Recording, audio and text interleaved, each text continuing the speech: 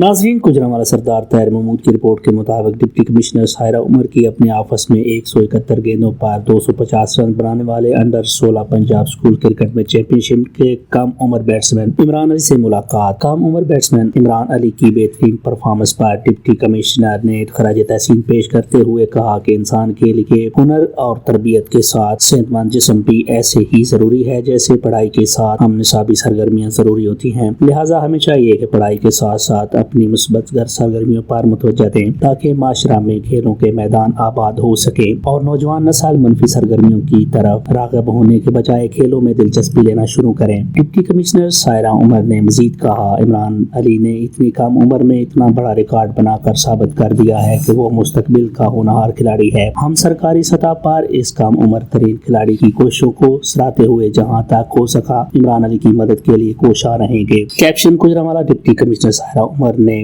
دیگر 171 گیندوں پر 250 سکور بنانے والے کم عمر بیٹسمین عمران علی کو شیٹ دے رہے ہیں۔